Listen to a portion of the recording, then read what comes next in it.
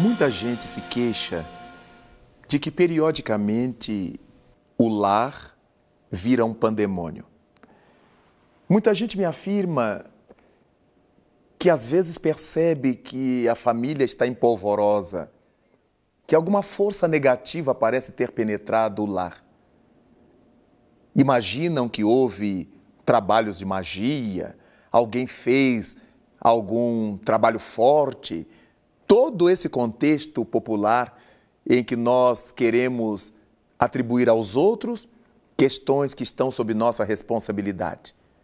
Manter a nossa casa em paz, manter o nosso lar em ordem é alguma coisa de nossa alçada, é alguma coisa que está sob nossa responsabilidade, sob nossa custódia. No entanto, é válido pensar que pelo fato de se reunirem dentro de casa criaturas com os mais variados pendores, caracteres, temperamentos, muitas vezes a família sofre mareios afetivos, emocionais, sentimentais, que redundam de fato em perturbações de ordem espiritual.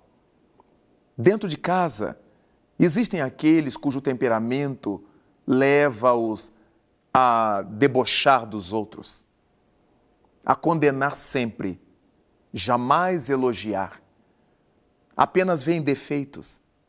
Aqueles que falam aos gritos, os que são sempre grosseiros ao se expressar junto aos familiares, aqueles que têm sempre um alfinete pronto para as alfinetadas comuns dentro de casa, os que falam jogando piadas, com segundas intenções e ferem o temperamento daquele que é mais sensível ou que é pavio curto, e aqueles que dentro de casa nem pavio têm.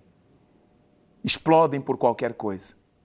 Natural é pensar, nessas ocasiões, que nós estaremos dando margem a infiltrações espirituais inferiores. Como disse-nos o apóstolo Paulo, nós estamos o tempo todo sendo observados por uma nuvem de testemunhas. Mas se temos testemunhas apostando em nosso crescimento, em nossa virtude, em nossa felicidade, não podemos descrer que haja outras testemunhas investindo em nossa queda. São aqueles inimigos do nosso pretérito, de nossas vidas passadas, de nossa existência presente. Eles estão sempre à espreita de nossa fragilidade, de um gesto em falso, de uma vivência incorreta, para que possam nos provocar malestares, aturdimentos, desarmonias, com o prazer patológico de nos ver sofrer. Acontece que essas circunstâncias são quase sempre criadas por nós. Na liberdade que temos de fazer e de deixar de fazer, nós somos aqueles que não refreamos a língua, imaginando que todos aqueles que vivem dentro de casa conosco na família têm obrigação de aturar, de suportar nosso temperamento, nosso mau humor, nosso caráter intempestivo, nosso pavio curto. E ao pensarmos dessa forma, estamos desrespeitando, ainda que dentro de casa, os outros que, embora nos gostem, nos estimem, são pessoas diferentes de nós. Será sempre importante que nos coloquemos no lugar dessas pessoas. Essa empatia se faz indispensável. Se eu estivesse no lugar dessa criatura, de minha mulher, de meu marido, de meu filho, de meu irmão, de minha tia ou avó, como é que eu gostaria de ser tratado dentro de casa? Que tipo de coisas eu gostaria de ouvir? Que tipos de outras coisas eu não gostaria de ouvir? Desse modo, a vivência dentro do lar seria marcada pelo respeito recíproco, em que cada qual, desempenhando o seu papel, estivesse atento a não ferir o outro. a não desabonar o outro. Nada obstante, tivéssemos todo o espaço para dizer as coisas que estão certas, aquilo que está equivocado, o que precisa ser corrigido na pauta de nossa vida cotidiana dentro de casa. Como estamos cercados, vale repetir Paulo, por uma nuvem de testemunhas, quando nos despautamos dentro do lar, qual é o tipo de testemunhas que nós convidamos para participar conosco da vida íntima da casa? As entidades perturbadoras, espíritos desajustados ou enfermiços, aqueles que, de caso pensado, desejam provocar em nossas vidas desestruturações e aqueles que estão enfermados, hebetados, aturdidos e que nem têm ideia de que se aproximando de nós nos estarão prejudicando. Estão inconscientes da realidade em que estão vivendo, mas nem por isso eles deixam de ser atraídos por nós quando realizamos as coisas indevidas. Por isso, pode haver sim influências espirituais bastante nefastas dentro de nossa casa, ou influências leves, em função do estilo de vida que adotemos viver em família, em razão de tudo aquilo que decidimos fazer junto aos nossos familiares. Se a nossa proposta for de viver o respeito, o amor, a harmonia, certamente atrairemos nobres espíritos para bafejar nosso lar. Mas se fizermos diferente, certamente as nossas companhias não serão nada agradáveis.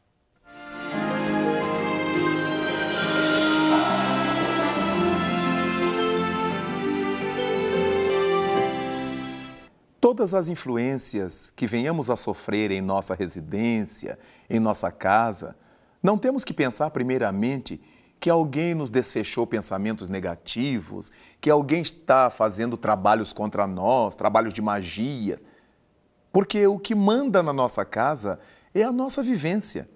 Todos aqueles que participamos da família somos alvejados pelos pensamentos, pelas energias, pelos fluidos, pelas luzes ou pelas sombras a que tenhamos dado abertura. Se nós estivermos vivendo com Deus, na honestidade, na dignidade, no respeito recíproco, qual é o mal que nos vai atingir? Qual é a sombra que nos vai visitar? Mas quando nós estivermos nessa hibridização, como diz o ditado popular, acendendo uma vela para Deus e outra para o demônio, obviamente não somos fiéis a ideia nenhuma. Nós estaremos sempre no campo do quem dar mais. E por causa disso, ficamos vulneráveis a acompanhamentos nocivos. É muito importante que prestemos atenção num ditado popular muito antigo que assevera: dize-me com quem andas e te direi quem és. Naturalmente, quando estamos lidando com as questões espirituais, a proposta é diferente. Os espíritos nos dizem: dize-me quem és e te direi com quem andas. É a partir da nossa forma de ser, é a partir do nosso modo de viver, do pensamento que cultivamos, das ações que praticamos, que elegemos os nossos acompanhamentos espirituais.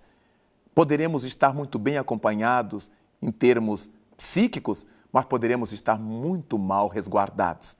Daí vale a pena a família ter esse cuidado na sua convivência. Ninguém vai imaginar que dentro de casa não teremos altercações, alguma indisposição, alguém que fale de uma forma mais ríspida, mais áspera com o outro, e outro se debulhe a chorar. Isso tudo faz parte da normalidade da vida doméstica cotidiana. Mas o que não deve acontecer é que essa postura de agressividade, essa postura ferinte, pessimista, negativa, se tornem uma constante na relação familiar. Quando isso se tornar uma constante, não podemos ter dúvida de que estaremos mal assistidos. Criaturas espirituais de má índole, ou ignorantes, ou inconscientes, estarão procurando fazer ninho na nossa consciência. Nos sentiremos lesados, traídos, amargurados, desprezados em casa. Nos sentiremos a sós, nos veremos pessoas solitárias E tudo isto, agasalhado por nós, nessa baixa autoestima, vai fazendo com que entidades desencarnadas de má índole, infelizes em si mesmas, se apropriem desse caldo de cultura que nós lhes oferecemos para fazer toda sorte de estrepolias, para provocar toda sorte de males, de infestações negativas no seio da nossa família. Será de bom alvitre instalar em nossa casa, pelo menos uma vez por semana, o hábito de orar, o Evangelho no lar, como chamamos, ou Jesus no lar, como quisermos. 5 minutos, ou 10 minutos, 15 minutos, para lermos uma página do bem, uma página do Evangelho, uma página bíblica, ou de um livro nobre que tenhamos na mão. Ler, comentar, verificar onde é que aquelas lições servem à nossa vida doméstica, à vida da família e à nossa vida individual. Depois, fazer a nossa oração agradecendo a Deus pela nossa família, pela nossa convivência, pela nossa harmonização e pedir a esse sempiterno, a esse Pai de amor e de bondade, a força de que necessitamos como membros de um clã, de um grupo doméstico, de uma família, para resistirmos a todas as tentações que nos vão encontrar pelos caminhos. Basta que saiamos às ruas para que tenhamos todo tipo de dificuldades e de facilidades. No trânsito, no comércio, na travessia da rua, nas relações sociais, todos esses movimentos que realizamos no dia a dia nosso nos darão ensejo de fazer o melhor, de nos ajustarmos a boas companhias, a más companhias, e trabalhando dessa forma, nós vamos afugentando as influências negativas. Ou melhor, vamos nos afastando das influências nefastas. Ou melhor ainda, vamos nos vacinando contra essas ondas negativas que periodicamente invadem nosso lar e desestruturam nossa família. É por causa disto que nós pensamos no quanto será importante para nós a oração em família, nas bênçãos do lar.